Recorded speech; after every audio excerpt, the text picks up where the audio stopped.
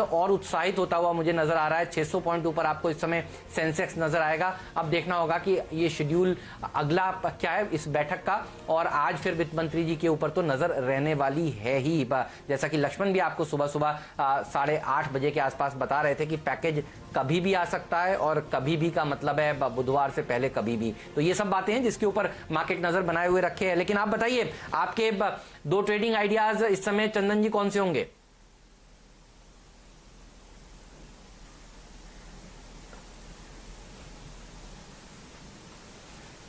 चंदन जी से बात नहीं हो पा रही है, राजेश पालविया जी से समझते हैं। पालविया जी बताइए, आपके 10 के दमदार ट्रेड्स में 2 ट्रेडिंग आइडियाज।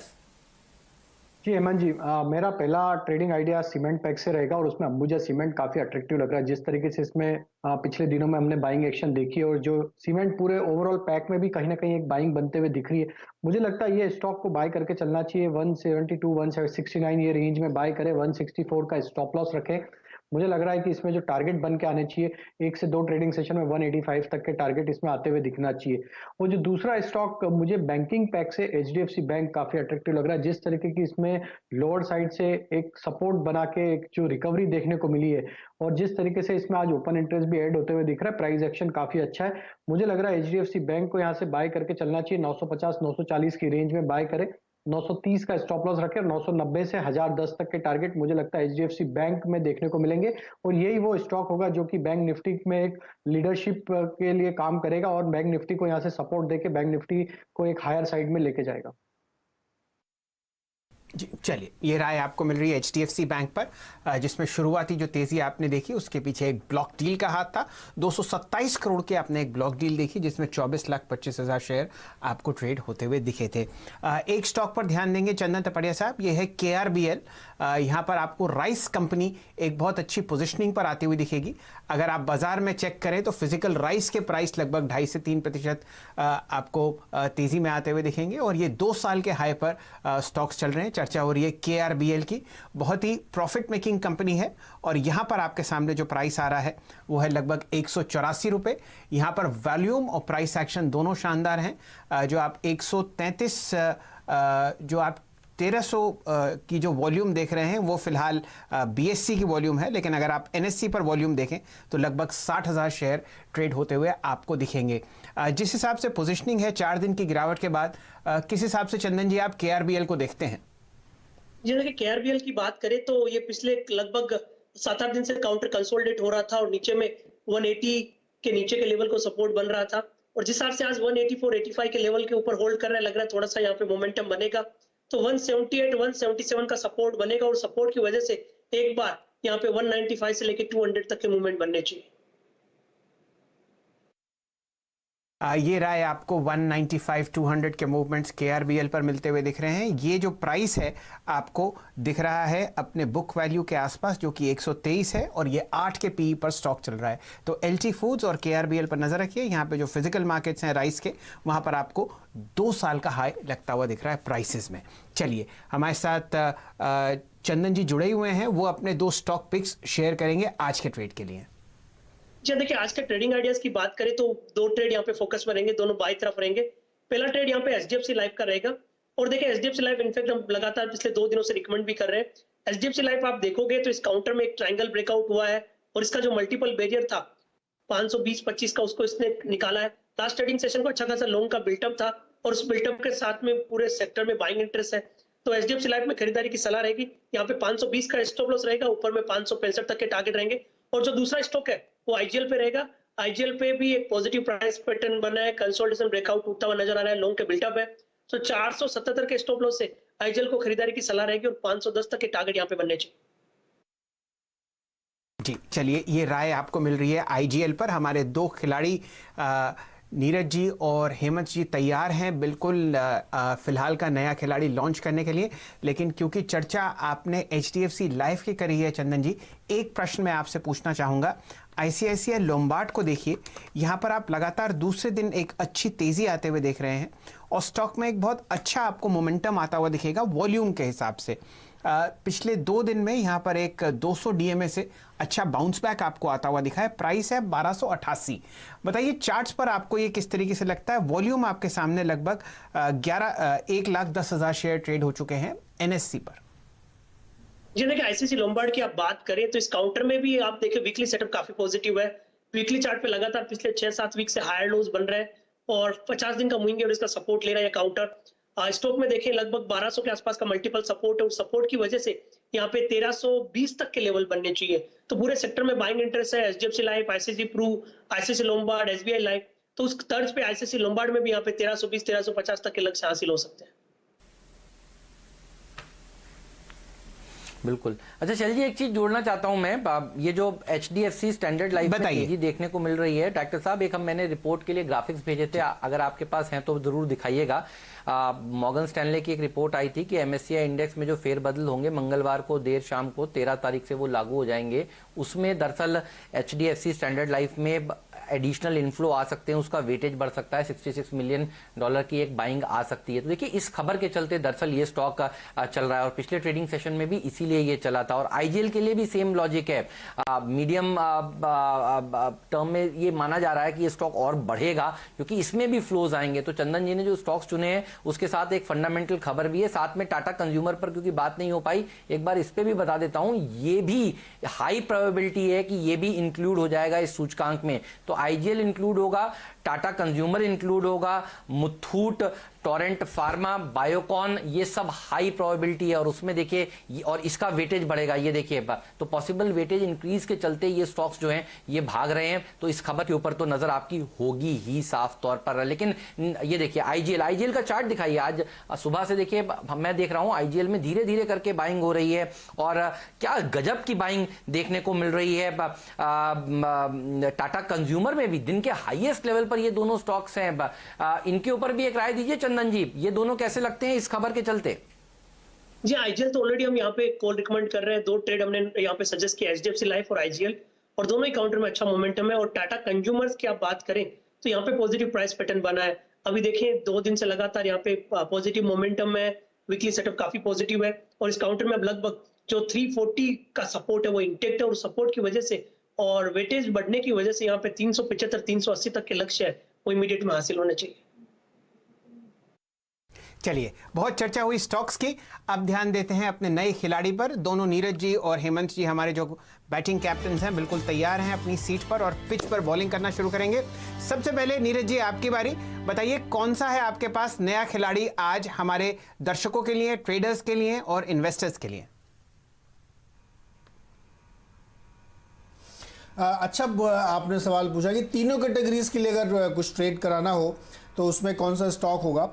तो शैल जी, उसमें जो इस समय रूरल थीम में ओपनिंग चल रही है और बहुत ज़्यादा कामकाज हो रहा है, तो मुझे लगता है कि उसी सेगमेंट की जिसकी चर्चा हो रही थी आज, विसाका इंडस्ट्रीज़ को मैं लूँगा।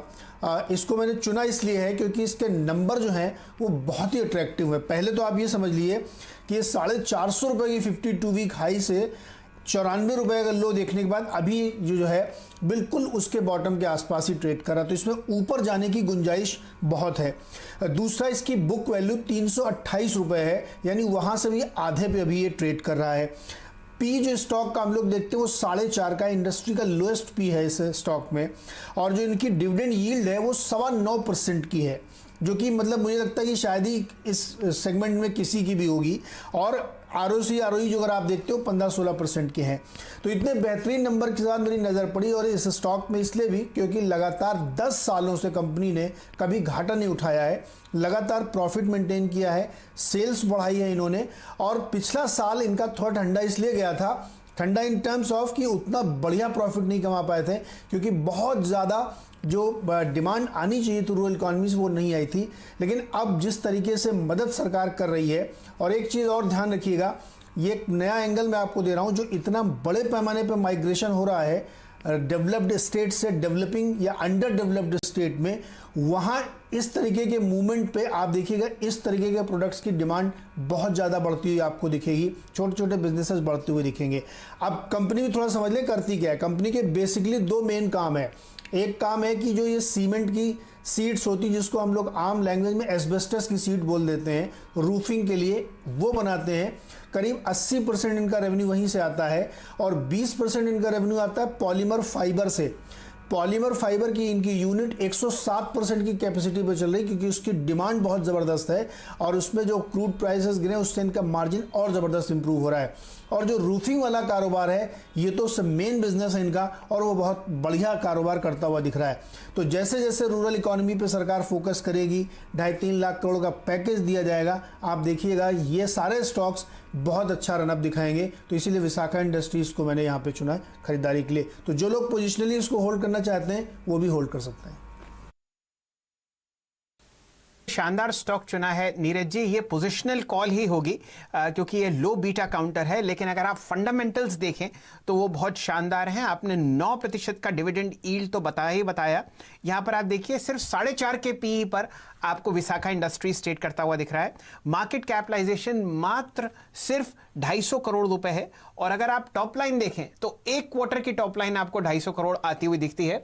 वैसे ट्रेडिंग 12 मंथ्स में आप 1122 करोड़ का इसमें टॉप लाइन आते हुए दिखेंगे और 56 करोड़ का आप इसमें मुनाफा आते हुए देखेंगे। बहुत शानदार कॉल है। आपके सामने जो प्राइस चल रहा है वो है लगभग 168। इस पर राय लेंगे पालविया साहब से। पालविया साहब बताइए चार्ट्स पर आपको विशाखा इंडस्ट्रीज कैसे दिख रही है? ये अपनी बुक वैल्यू के आधे रेट पर आपको फिलहाल चलती हुई दिखेगी जो कि 327 है और बुक आपके प्राइस आपके सामने 168 रुपए चलता हुआ दिखेगा। 52 हफ्ते का हाई मेरे सामने 350 रुपए है।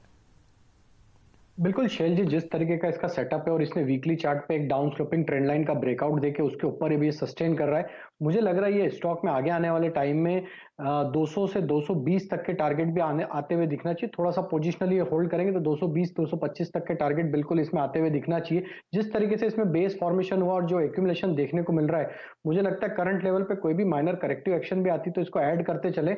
152 रुपए का स्टॉप लॉस मेरे हिसाब से इसका अप्रोप्रिएट स्टॉप लॉस रहेगा। ऊपर में 200-220 ये दो टारगेट के लिए इसको थोड़ा सा पोजिशनल रखेंगे तो बिल्कुल इसमें ये दोनों टारगेट आगे आने वाले दिनों में देखने को मिलेंगे। चलिए, ये राय आपको विशाखा इंडस्ट्रीज पर मिल रही है। फिलहाल एनएससी पर लगभग लाख शेयर आपको ट्रेड होते हुए दिखेंगे और अगर आप लाख शेयर की वॉल्यूम कंपेयर करते हैं तो वो आपके सामने आती हुई दिखेगी लगभग 1 मिनट होल्ड कीजिए, मैं आपको वो बताता हूँ किस हिसाब से ये वॉल्यूम हाईएस्ट लेवल आपके सामने आता हुआ दिखेगा। जी हाँ, ऑलमोस्ट आप मिड अप्रैल में ये वॉल्यूम देख रहे थे और अब आपके सामने जो लाख शेयर ट्रेड करते हुए दिख रहे हैं वो आपको दिख रहे हैं 23 मार्च को ये वॉल्यूम दिखी थी और आप अगर और पीछे जाएं तो इससे ज़्यादा वॉल्यूम आपने 13 फरवरी को आती हुई देखी। तो विशाखा इंडस्ट्रीज पर ध्यान दीजिए, आपके सामने 1,05,000 शेयर ट्रेड होते हुए दिखे हैं। ये नीरज जी की पसंद है, उनकी टीम का नया खिलाड़ी मंडे के दिन विशाखा इंडस्ट्रीज है। हेमंत जी भी हमारे साथ जुड़े हुए हैं, स्वागत है आपका। हेमंत जी बताइए कौन सा नया खिलाड़ी आप इंट्रोड्यूस कर रहे हैं आज के सत्र के लिए? शैल जी सेक्टर तो यही चलेगा। आप देखिए आशीष ने एवरेस्ट इंडस्ट्रीज का, नीरज ने विशाखा का, मुझे रैमको पसंद है और रैमको से बढ़िया देखिए कंपनी साउथ बेस्ड है नहीं। और आप देखिए साउथ में ज्यादा बिल्डिंग की एक्टिविटीज हो रही है। हम सुबह से ये कह रहे हैं कि साउथ में घर भी देखिए कंस्ट्रक्शन ज्यादा हो रहे हैं। तो अगर आपको साउथ बेस्ड कंपनी चुननी हो तो रैमको, ये जाना पहचाना बढ़िया मैनेजमेंट, अच्छी पेडिग्री का नाम है। और रैमको इंडस्ट्रीज, सीमेंट भी अच्छा है, इंडस्ट्रीज भी बढ़िया है। ये दोनों कंपनियां बढ़िया प्रदर्शन दिखाएंगी और सीमेंट की भी अगर आप का भाव देखें तो साउथ में बड़े ज्यादा हैं क्योंकि इस समय कामकाज की शुरुआत हो चुकी है। तो ये कंपनी जो है रूफिंग सॉल्यूशंस बनाती है, बिल्डिंग प्रोडक्ट्स बनाती है और एक बहुत ही शानदार रिपोर्ट भी आई है। देखिए बिल्डिंग प्रोडक्ट्स के ऊपर जो मैं पिछले वीकेंड पर पढ़ रहा था वो भी देखिए यही बता रही है कि साउथ में डिमांड जो है वो बढ़ती हुई नजर आएगी। तो रैमको इंडस्ट्रीज की बात हो रही है डायरेक्टर साहब, सीमेंट की नहीं, प्लीज रैमको इंडस्ट्रीज को दिखाइए क्योंकि रैमको इंडस्ट्रीज वो कंपनी है जो कि रूफिंग के कारोबार में है और ये वो कंपनी है जो बिल्डिंग प्रोडक्ट्स बनाती है। तो ये भी बिल्कुल वैसे ही काम करती है जैसा नीरज बता रहे थे। और मॉनसून से पहले दरअसल रैमको इंडस्ट्रीज जैसी कंपनियों के प्रोडक्ट्स ज्यादा बिकने शुरू होते हैं क्योंकि वहां पर हम देखते हैं कि मांग जो है वो बढ़ जाती है। तो देखिए टिकर टीम हमारी दिखा रही है, ये वो स्टॉक है जिसके ऊपर आपकी नजर होनी चाहिए और ये 125 रुपए के आसपास का शेयर है और ये भागेगा, ये बढ़िया प्रदर्शन दिखाएगा। इस क्वार्टर के नंबर्स किसके अच्छे आएंगे वो देखिए बाजार सोचने लगेगा। और रूरल सेक्टर के ऊपर अगर प्ले करना हो तो रैमको इंडस्ट्रीज, जिसको रैमको के नाम से देखिए आपकी स्क्रीन पर दिखाया जा रहा है, ये वो स्टॉक है जिस पर आपकी नजर होनी चाहिए। तो नया खिलाड़ी तो वही होगा जो थीम आज हमारे जैकपॉट गुरु ने सेट करी है, आशीष ने। एवरेस्ट इंडस्ट्रीज जब उन्होंने बताया तब से मैं सोच रहा था कि और कौन कौन से पीयर्स हैं, और जब मार्केट खुल रहा था तब भी मेरी नजर देखिए इसके ऊपर पड़ी थी, और अभी ये चला नहीं है। एवरेज जो है वो 6-7% भाग चुका है, 8% आज भाग चुका है, और अब मुझे लगता है कैचअप करता हुआ रैमको इंडस्ट्रीज नजर आएगा, या फिर विशाखा जो आपको नीरज बता रहे हैं वो नजर आएगा। तो ये वो स्टॉक है जिसको नया खिलाड़ी का दर्जा आज दिया है। जी हेमंत जी, आपने जो स्टॉक चुना है उसमें आपने 210 का 52 हफ्ते का हाई आता हुआ दिखा है, और वॉल्यूम आपके सामने बिल्कुल भागती हुई दिख रही है। लगभग 1,20,000 शेयर ट्रेड हो चुके हैं। 1 लाख इसमें 77,000 आपको 20 दिन की एवरेज आती हुई दिखेगी। वही अंडर वैल्यूड स्टॉक है। आपने 210 का इसमें 52 हफ्ते का हाई देखा था, और अब आपके सामने 123 पर ये ट्रेड करता हुआ दिख रहा है।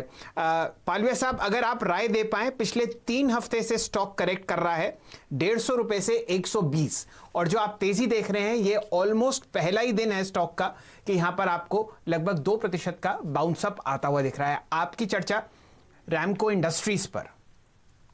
जी शैल जी, देखिए स्टॉक ने जो मार्च में इसमें करीब 110 के आसपास बेस बनाया था, और फिर वहां से स्टॉक में एक रैली आई थी, और 160 के लेवल के बाद इसमें पिछले कुछ दिनों से करेक्टिव मूव देखने को मिला है। बट अगर हम देखें तो लास्ट सेशन में भी स्टॉक ने 115-16 के आसपास से एक लोअर साइड से बाइंग एक्शन दिया था, और आज भी इसमें एक बाइंग एक्शन देखने को मिल रहा है। तो मेरे हिसाब से अब ये स्टॉक के लिए इंपॉर्टेंट लेवल जो है नीचे का है वो 110 का है। तो किसी को भी स्टॉप लॉस रख के अब इसको बाय करना है तो 110 का स्टॉप लॉस रखे। और मुझे लगता है कि ये स्विंग जो इसने पिछले स्विंग हाई बनाए थे करीब 160 के आसपास, अगर ये 110 के लेवल को अगले 4-5 सेशन में बचा पाता है तो फिर एक इसमें अपमूव कंटिन्यू होगा, और जो कि इसको 140-160 के जोन में लेके जा सकता है। तो 110 का स्टॉप लॉस रखें स्टॉक में। 140 और 160 के टारगेट मुझे लगता है कि इसमें शॉर्ट टर्म में देखने को मिल सकते हैं।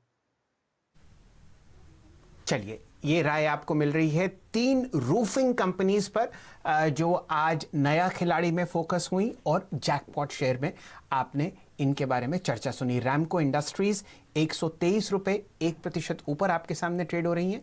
ये हेमंत जी का पिक है। साथ ही साथ नीरज जी के स्टॉक पर ध्यान दीजिए, उनकी पसंद आपको दिखेगी विशाखा इंडस्ट्रीज, जहां पर आपने लगभग 3 से 4% की तेजी देखी। स्टॉक आपके सामने थोड़ी देर में ट्रेड होगा। ये 2 नए खिलाड़ी हैं आज हमारे कैप्टन्स के। और साथ ही साथ जाते वक्त आपको ध्यान दिला देते हैं एवरेस्ट इंडस्ट्रीज पर, जहां आपने एक शानदार गैप